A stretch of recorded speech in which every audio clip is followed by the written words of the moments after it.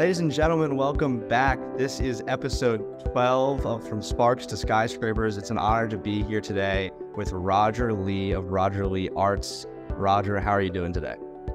I'm doing great, Joe. How are you? Doing fantastic. You are a very, very impressive person. Looking at your resume, I love talking to entrepreneurs, and you are about as serial of an entrepreneur as I could imagine. So looking at your resume, like I said, you've always been involved in entrepreneurship education. You've always had that entrepreneurial spirit. What point in your life did you realize you were destined to be an entrepreneur? Well, first, I do want to thank you for this opportunity and kind of warm intro. I appreciate it. And I'm proud to be an entrepreneur. It took me a really long time to say that, weirdly. I always just, I'm just creative, or I'm just innovative, but it really took some ventures and experiences to really hunker down and say, I'm entrepreneurial, and that's okay. Some people will get it, some people won't get it. Those who are meant to will, and we'll work together, right? But I'm proud to be an entrepreneur now. And I always tell folks that kind of started really young. My parents told me this, right? They said, like, first show, quote unquote, was as a 4-year-old. You had a shoebox, or you had some action figures in there. You painted the sides of the box as a backdrop, and then you charged like 25 cents for tickets. I mean, you paid and your friends paid, and I always laugh at that story because I think it just kind of sums up the drive was always there for me. I just didn't know it was that. As I progressed, right, and started to teach violin dance classes, and produce violin shows, I thought, well, this is just what people do. This is just like creative work. But it took some decades later to realize, no, that was entrepreneurial. So I think I've always had the spirit of it, but started living, an actual entrepreneur's life a little bit later. So I guess just for people that don't know then, because you mentioned the dance thing, can you explain what you do for people just that may not know? Absolutely. So I've been dancing for a long time, started at 12 years old. My mom took me to an audition for a local news network who was looking for kid and teen dancers to kind of boost up ratings. And I was one of those teens that were picked. The only guy out of 8 dancers, and we had over 300 auditions. And they were phenomenal. They were from all across the tri-state. I had a lot of training, and I had none. I just knew how to kind of dance the block parties kind of thing, natural rhythm. But, for some reason they picked me, and the rest was destined, right? And here we are, definitely 22, 23 years into this professionally now. So started out just as a dancer, then grew into the role of a choreographer, so somebody who actually makes dances for other dancers to perform. For me, though, I always see it as the equivalent of like a singer-songwriter. I've always been a dancer / choreographer, so I'm normally a part of the works that I create. From there, I became a teaching artist, meaning that I taught dance. Started teaching it in the middle school gym at a really young age. Taught other assignments athletics, started a dance class for them, and after college, just started doing this professionally all across Pennsylvania, New York, and New Jersey area. I reached some really high heights on that side of the field, and then started my own professional dance company because of my passion for choreography, but also there's the yearning to create a really positive dance environment, and one that was positive for dancers mentally and physically. And, throughout my journey, I just learned that every dance environment is not positive. So I wanted to be the change that I desired and said, well, let's start this company. And here we are 12 years later. Yeah. And, talking about founding Roger Lee Arts, some of the challenges that you faced along the way, you touched on it a little bit there. But in terms of like the true challenge and building a culture is hard for a company. And like you mentioned, a lot of dance companies and a lot of, choreographers, whatever you might have, it's not a positive environment. So can you kind of explain the challenges that you faced trying to build that culture and any other challenges that you faced building the company as a whole? Absolutely. So start with the culture. The biggest challenge I faced with the culture is that people were so used to the negativity that they didn't know how to appreciate the positivity. And that was interesting to me because everybody kind of agreed as a collective that, like, yes, we want a more positive environment. But then when I started offering it, people almost thought it was too good to be true, or there was a catch, or they're like, this does not feel like what I'm used to. And I had to tell them, I said, it doesn't feel like what I'm used to either. Right? Yeah, about some real stories. But, it was just hard to get people to understand that we're still a professional company. I'm still a strong leader. I'm also a really kind-hearted person, and I have a really unique perspective on this work. and a unique approach. So because I'm not yelling at you, because I'm not doing certain things, does not mean I don't care and that I'm not a strong leader. I'm just leading in my own way. And I think it took a few years of establishing, that trust and confidence in people and having a real track record, and getting the media features and performing, for vice presidents and all that. Like, all right, he leads differently and he is kind and this feels really different than what I'm used to, but it works and it feels good and I want to be here. So, and think that the challenge kind of paid off in the end. But to answer your second question, I think the biggest challenge for starting a company as a whole was really making a name for ourselves. And people say that all the time, right? Make a name for yourself. But the way I see that as a former dance publicist is really like, how do you make a name for yourself that stands out, cuts through the clutter, right? And in the dance world, we know it's extremely competitive. There are so many people doing the same work. And for me, I said it makes more sense to partner with folks, right? And to lift up other people's strengths so they can lift up ours and work together and still build like a unique brand and a niche. So I wasn't afraid to like do those partnerships and to really stand on what we do that's different from other people. And what I saw was like a lot of people were starting companies, they were trying to emulate the greats. And what I wanted to do was appreciate the greats, honor the greats, understand that we're standing on their shoulders is the foundation, but to say this is Roger Lee Dance Company, we do things differently. This is our unique artistic point of view. And Joe, I have to say, this served me really well, not just with the dance company, but like my dance teaching career and my choreography, having a really unique, distinct point of view. So I say all that to encourage other entrepreneurs that as you're building any type of venture, whether it's tech, doesn't matter what industry, right?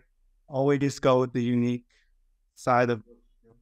Go with what makes you different. Don't veer away from it, because that's when people know this. When people write about you and want to talk about you. So, yeah, be unique. Yeah, that's great. And I love that line. People were so used to the negativity too, where it's like you have to really build that back up. So, entrepreneur, I put this in there, and this is a question that I'm excited to ask. Entrepreneurship is one thing, but entrepreneurship in the arts is a whole other animal, because you mentioned the tech stuff, right? There's a lot of funding, a lot of VC available for tech, right? Yes. Not necessarily the case in the arts, right? How do you manage that? What were some strategies you used? And, starting a business in the arts is amazing. And there's so many people that want to do so, but they just don't know how because of that very problem. Can you just speak to that a little bit? Absolutely. I'm so glad you brought that up. Yeah, the arts and culture industry, the entertainment industry, right? Those are kind of like the two that, employ most artists, and the two where like most arts ventures rest in. And those industries are not linear. So like you said with other industries, right? You just have straight up ladder. You have BCs, you have all this mentorship and leadership development and things.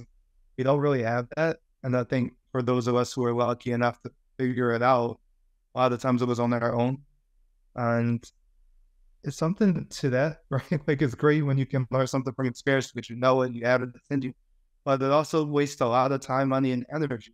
So one of my dreams is always to like give back to the industry in this way and say like, what can we do to help other artists and arts professionals, arts entrepreneurs have an easier, smoother transition? And that's what I do now, right through the business. Part of what we do is actually career coaching and consultations for artists so that they don't have to waste as much time, money, energy, just trying to figure this thing out on their own. But yeah, so the other part of your question, right? How did I do it? As I was building, I was really determined to go the self-funded bootstrap route for sure. And that was really, really intentional because I understand that when you're starting an arts business or a company, a nonprofit, right, which most companies tend to be, if you are the choreographer, that artistic director, that founding person, for me, I wanted to ensure 100% that I was maintaining full ownership, not just of my artistic voice, but also of my artistic product. So I was really hesitant to seek out outside funding in the early years because I said, well, I don't want somebody to change my vision, right? I'm very clear on what I want to do, how I want to do it, and I don't want any interference with that. So I decided to go the self-funded route. And of course, there's limiting in some ways, right? Because you only have so much funding. I was somebody that was like teaching dance for a living at the time. So it was really, really tight budget, bootstrapped. But along the way, I said, well, I don't want to do, venture capital route, but maybe there's something that's sponsorship. sponsorships, right? Corporate sponsorships for these shows I'm doing, because they're getting a lot of people in the audience, and I was getting a lot of media coverage. I think our first season I had over like 25 media features, which I was really proud of because I didn't have a publicist. It was me, right? So what I said was, okay, let's start doing a corporate sponsorship program so that there will be some outside funding support without other folks having equity and ownership and all of that. And that worked really well for me, working with a few costume companies and entertainment-based companies that were a lot bigger than us and at a different level. And they were like, oh, that's all you want us to pay for this? And, we get that as marketing value, and we could reach a new, startup in this way in a more urban audience. Sure, count us in. So that was my version of seeking funding. But another thing I decided to do was to give back in that way. And I became a panelist for many arts and culture nonprofits and foundations who were giving big bucks to other artists and nonprofits. So I sat on a lot of those panels in Baltimore, Harrisburg, Philly, and really helped decide, which artists and which arts organizations were going to get funding, which ones, should be invited to apply to like the bigger grant programs.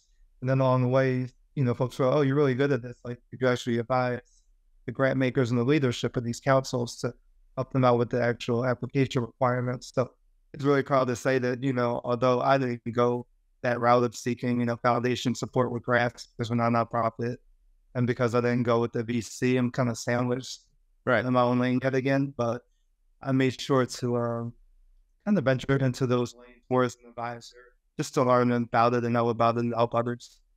That's awesome. It's fascinating to hear about. And you talk a little bit about in there about your experience now, like moving into almost not quite the educational space, but more of, the facilitating space of trying to bring other companies up. As you were at Penn State Brandywine, I want to hear about that experience, because I know, is that how you connected with Maureen? Go ahead. Sorry. Oh, no, that's a great question, Jeff. So Maureen and we connected, I believe, originally I was on LinkedIn, but we also realized very quickly that we have this Ursinus connection. I'm a proud Ursinus Bear, class of 2010. Yeah. And I was a dance major, and Maureen also graduated from Ursinus, was doing a lot with entrepreneurship. And I remember this was about 10 years ago. She actually invited me to the campus. I was one of 4 folks, and we were panelists for this conversation that was about entrepreneurial success stories. And I just had like the best time really settling into the folks who were there and like networking with these other panels. So I just started a really awesome relationship. So we've been connected for about a decade. So I can't believe how quick time flies. Yeah, it's crazy. So then I guess in that case, so then talk about Penn State Brandywine, your entrepreneurial education experience, and just kind of what advice you give to a college student, I guess, that is graduating like me and has no idea what they want to do. Sure. And that's natural, by the way, right? That's what college is for in my eyes. I think it's a really great exploratory period for you to figure out, what do I think I want to do? Because trust and believe that may change, right? Most of us don't end up within our major, and that's really okay. So I just want to appreciate it. Of course, with the backtrack, right? I think I just want to explain a little bit more about my entrepreneurship journey, because Penn State, for me, in a lot of ways, was the culmination of a lot of other experiences. And I want to be very transparent about that, because I think sometimes folks just see where somebody ended up, right? Or like the pinnacle of a thing, and they're like, oh, that's great, but they don't understand like everything is step-by-step process. And I really think it's important for college students to understand that it's step-by-step, right? So in my case, right, well, before I was an executive at such a large university, I started out as an adjunct professor teaching dance. Right? That was my foray into higher education 9 years ago. So it's just really important to kind of give some context to all of them, right? So I started teaching dance at Temple University 9 years ago. At Soviet Eastern University, where they brought me in to teach an arts and community and economic development course for graduate students from around the world. It was an awesome opportunity. Then I met the director of their dance program there. She's like, what are you doing over there? You should be over here teaching dance for us. So ended up doing that the next academic year there. And then had a really unique opportunity to go back to one of my alma maters. So in addition to Ursinus, I went to Drexel University for graduate school and studied arts administration. And what ended up happening was that the school created the nation's first degree granting school of entrepreneurship. And I thought that was so amazing. I was a little bit sad because it happened after I graduated. And I'm like, why did you guys not have this as an option at the time? But I was happy for the next generation too. And what was amazing about the show was that this was the first time that there was a school for entrepreneurship independent of a business school. So to give that context, this was not an entrepreneurship program. This was not just a minor, just a major. This was its own school, this home building, with its own dean and faculty, and you could earn a bachelor's degree or a master's degree at the time. And now there are many other degree options there.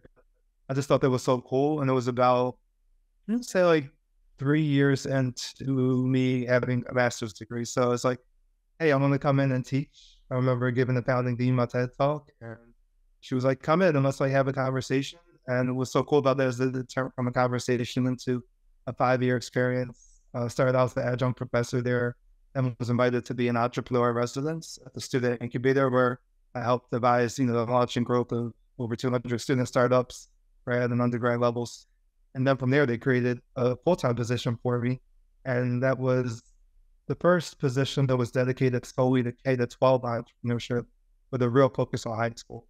And I was so excited at the chance because, just to be able to sell into the next generation entrepreneurs, I brought pitch competitions for them and summer camps. This just was amazing. I did that for 3 years, and then COVID-19 started. And I continued to do that job. We were doing that job virtually, right? And instead of just, only doing that, my entrepreneurial spirit kicked in. And I said, well, what else can I do to expand in this arena? Ended up at Temple University again, right? So remember I taught there for dance previously, but this time I was brought on as the startup business consultant to work in their small business development center, which is a part of a statewide program, which in turn is a part of like actually United States-based program. And that was cool. Worked with a lot of startups in the COVID-19 era and really helped them launch and incorporate. And that was again at the very beginning of like 2020. So that felt good. And then I also had the opportunity to go to the University of the Arts, where they said, hey, can you come in and help us revise our existing business minor? So what I did, I actually conducted some research on national trends in business ed for arts schools, and then came back with the idea of like, let's take entrepreneurship and make that the new academic focus area for this minor. So when you come here, you're not just learning business skills in general, you're actually learning about entrepreneurship, leadership, and career development within this minor. So did all that 2021, and then I took a year off from higher ed. And that was hard for me, right? Because I had like 7-year like momentum, like building, but I decided to actually go back into the nonprofit realm for a bit because I was invited to become the first Black publicist of Philadelphia Ballet, which is historic. This was during their 60th season. And so that was an opportunity I could not pass up on. Congratulations. That's awesome. Thank you so much. And that was a dream, right? That was another thing that was like, I was building a dance career, simultaneously was building this like education career, but never knew that I would end up, the ballet as a publicist. So yeah, you never know where life will take you. And great experience there. Then had the opportunity to return to higher ed, but this time as an exec. And I was invited to become the director of innovation and entrepreneurship at one of the Penn State University's campuses. And as you know, Penn State is the state's largest public university, and our campus was small but mighty. I had the opportunity to run a startup incubator off campus and then bring our students, faculty, and staff into the fold. So it was such a unique, awesome opportunity because it was community meshing with the campus, and that was really unheard of. So yeah, it's been a journey, but to be at Penn State, I think really showed me the power of entrepreneurship education for students, but not just students. It's also about community members. And again, can students and community meet in the middle somewhere so that they're employing each other, they're funding each other, right? I just had the opportunity to really do more of that connection building that I never had the opportunity to do before that. Yeah. I mean, these answers are just freaking gold mines. This is awesome. This. Do you think, when you're in college at Ursinus, so like, let's flash way back now, right? Are you thinking you're going to leave and start a business immediately? Are you sitting there thinking, where kind of I'm at, I don't really know? Because I know you mentioned you've all, from when you were a little kid, you loved dance and you just having rhythm, but it takes something to go from that natural inclination towards something to being like, all right, I'm graduating college, I'm going off into the real world. What the hell am I going to do? I'm so happy you said that because it was absolutely my experience, and I was so much like you. Although I knew I loved dance, doing it for a bit at that time, I didn't know where it would take me, right? And this is really my advice to students: is always like take it a day at a time, a month at a time. Then you realize I'm at 1 year. Cool. And then you take it a year at a time. Oh, I'm in year two. I'm a sophomore now. And I'm a junior. Then I did summer fellows. I'm a senior. Like, so you have to take things a step at a time because it becomes so overwhelming when you look too far into the future, too young. And I see more and more now every year, students are feeling more pressure. Now, I don't know if it's like families or well-attended, advisors and professors or a combination of all of that and just society in general. But I see a real growing pressure now where students feel like they have to have it all figured out once they get there. And again, that could be part of just inflation, probably even like increased prices then higher and all that. But I encourage our students to kind of take a step back for a minute and say, okay, what do I like to do? What can I see myself potentially doing in the future? And then where am I today? And once you know where you're at today, then saying, all right, where do I need to be tomorrow, the week after that? And then you can start setting some things in stone. But give yourself the grace of time and understand that like things absolutely change. And the global pandemic came out of nowhere, right? Things just happen in life. So like, I think a lot of people, especially in your generation, my head goes off to you guys, right? Being college students during all of that. It's like, yeah, you inherited some really hard stuff and you're figuring it out. So it's okay to pivot. It's natural. All that to say, when I was a neuroscientist, right? I had no intention necessarily of starting a business. I saw myself more as like a choreographer that would probably choreograph for other folks, other companies. I didn't know that I would necessarily have my own. And I also didn't understand that doing that would have still made me a business owner. I would have been a freelancer. Right? So that was like traveling to New York or New Zealand and choreographing. It's like, it still was business. I didn't see it like that at the time. And I was really laser focused on just choreographing for folks and hopefully joining somebody else's company. I was really satisfied with just that. Was a dance major, right? So I danced in every percentage college dance company show. I was the president of Escape Velocity, the student-run company, since I was a sophomore. So I did that for 3 years to their sinus and really learned the process of dance and how to produce shows and balance and budget. So I used those years to figure out what I liked, how to explore what I liked under somebody else's budget, somebody else's facilities, right? And then just took it a day at a time from there, opportunity by opportunity. But like you said, to come up from just being advanced major to adding like media and communication studies major, or something, we're twins with that one. Yeah. Yeah, it's a great program. Absolutely amazing. But end up with a double major. But all that to say, like, I didn't expect to be doing what I'm doing now. And most people don't. Right? There's almost always some kind of iteration on it. Of course, I'm still performing, choreographing. That's still a big part of my life, but it's not my only life. And I think folks need to give themselves the grace of time and just understand that life will change. And that's part of the fun of it. If we knew what we'd be doing 10, 20 years out, would it really be as fun of a journey? Probably not. Probably not. Probably not. I so I have a couple more for you here. Just kind of, I wish I had actually gone to this question a little bit earlier when you were talking more about the Penn State Brandywine stuff, but I want you to talk about the Revolution School and your role there and kind of all the awesome things that they're doing. Absolutely. Yeah. So I'm really excited to be a part of Revolution School. It's almost a startup with NSL.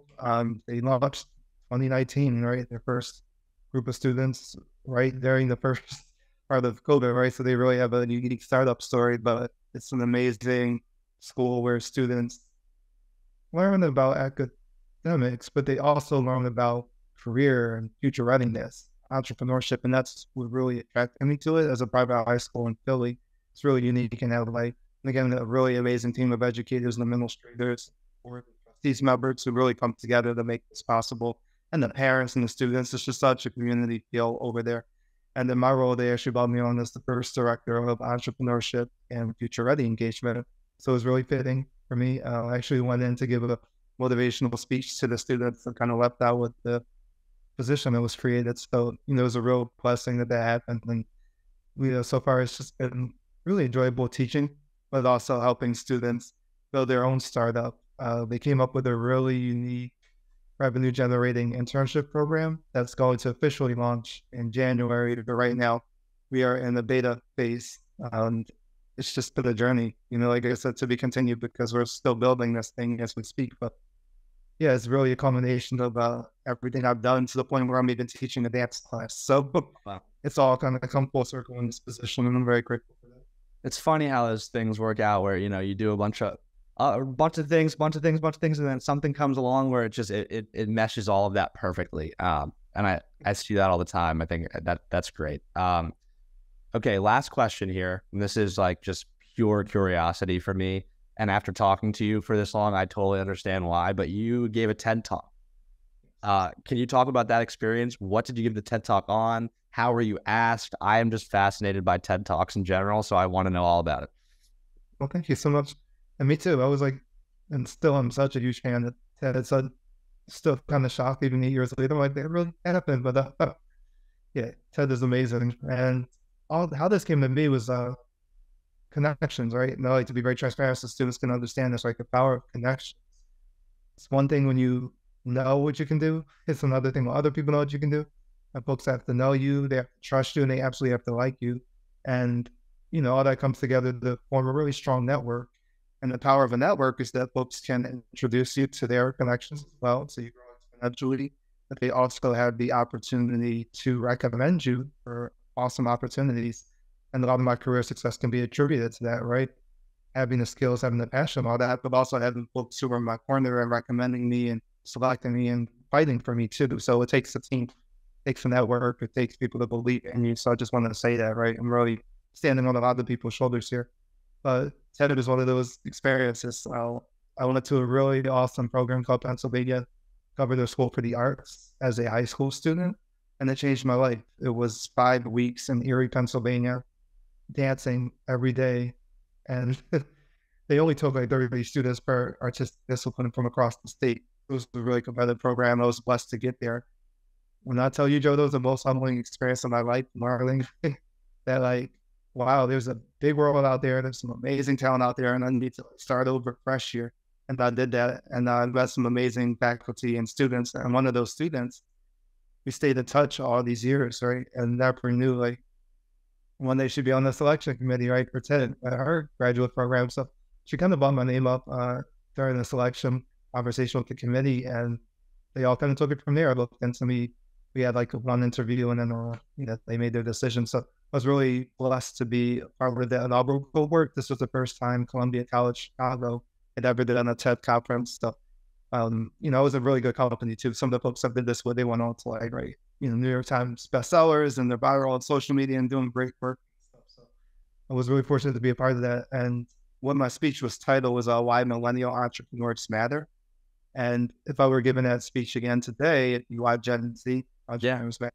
Because the whole premise was looking at the younger folks who were entering this professional arena and saying, how can we look at our tech obsession, our flightiness, and our impatience as positives instead of negative? And I told the story of how like me and other millennials we had tech obsession, flightiness, and impatience, and how like a lot of folks from an older generation looked down upon that and said like, this is why you guys are going to make good employees. This is why your ventures won't be successful. And I flipped that narrative on its head and said, no, these are really positive attributes that would make us really powerful, sustainable entrepreneurs one day. And here's why. And there were folks in the audience, a few were making some faces, right? Some were getting it, but more people were getting it for sure. And it felt like a revival. And other people were like standing up and clapping, and we were laughing together. It was just a really, really awesome experience. And you can probably hear some of that on the video, right? But there was a lot of mutual laughter, right? It was just a conversation, not this formal presentation. So it was a really, really an enjoyable experience. I remember it was during Easter weekend. So I was kind of by myself, taking a plane for the second time in my life. As a 20-something-year-old, had only been on the plane one other time. First time ever doing that by myself. So for me, it was a really coming of age moment in that way too. So it was a little bigger than just a speech. This was my first time being out there on my own, really being vulnerable in front of such a big audience, because TED reaches them. So one of my proudest moments for sure. And it was 8 years ago now. So and time flies so quick. Yeah, plenty of time for you to go back and do another one, I'm sure. So We got to wrap things up here, but I know you have a lot of big things coming up. You mentioned there's a big event coming up that you guys are doing for Roger Lee Arts. I just want to give you the floor here, give you anything you want to talk about, anything you want to promote, website you want people to go to, all of that good stuff. Go ahead. Thank you so much for that. So, yeah, Roger Lee Arts is presenting two events, and they kind of coincide with each other, right? So the first is a solo painting exhibition of mine. The folks know, or you may not know, I actually did that paint. Haven't really had a career in painting, but sell paintings. I'm commissioned to do original, custom paintings for folks as well, off Roger Lee Arts. And this is one of my creations on my wall here at home, and it's the actual mural I did. So, I've been painting for a long time too. It's all another conversation, but this is my third solo exhibition, and it's called Roger Lee Presents Mysterious, and that coincides with Roger Lee Dance Company Presents Mysterious, which is our 18th concert series, and that's happening in Philly. That's the weekend of October 20th, and there's a second show on October 21st, and it's a really fun, family-friendly production. Although it's our 18th concert series, each show has different casting for the most part, different lighting, obviously for music and things, and definitely a different theme. And this is the first time that I'm doing almost like a storied production where we actually have characters, and it takes you from the beginning, a middle, and the end. So it's not as abstract as usual. But this time around, the show is simply the story of a lady's mysterious dream. And I can't give away what happens in that dream, but it's something you guys are definitely not going to want to miss. And if you're interested in learning more about that, getting tickets, donating tickets for families who may not be able to afford it financially, you can do all that online at rogerleearts.com. Awesome. And that will be down below in the description. So they'll be able to easily access all of that good stuff. Roger, this has been an absolute pleasure. Thank you so much for coming on From Sparks to Skyscrapers. Ladies and gentlemen, we have a special semester this semester because last semester, as you know, we didn't get to 2 episodes. We only did 1. So this semester, we're going to bring you 3 episodes. So be on the lookout for all that in the future. Roger, once again, thank you so much. And we'll see you next time on From Sparks to Skyscrapers.